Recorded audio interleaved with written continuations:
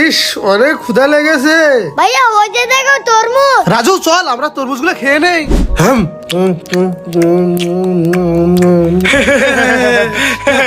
গরিব গরিব গরিব আমাদের কেমন তরমুজ খাইতেছে।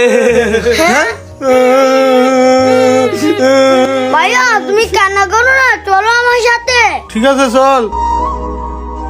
ভাইয়া চলো আমাদের এই তরমুজের অংশটা এই মাটির নিচে রোপণ করে দে, তাহলে একটা বড় তরমুজ হয়ে যাবে। ঠিক আছে রাজু, আমি মাটিগুলো খুঁড়ে নেই। ভাইয়া এখন মাটির নিচে তরমুজের অংশটা দিয়ে দাও। আচ্ছা রাজু, এখন আমি এই স্প্রেটা মাটির উপরে মেরে দেই। রাজু চল আমরা এখন ঘুমাই। বন্ধুরা তোমরা ভিডিওতে লাইক করে চ্যানেলটা সাবস্ক্রাইব করে দাও, তাহলে বড় তরমুজ হয়ে যাবে।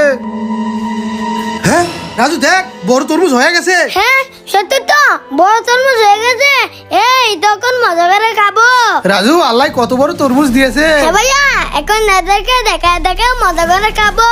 হ্যাঁ রাজু চল চল, এখন তরমুজটা কেটে নেই। ভাইয়া তরমুজটা খেতে অনেক মজা।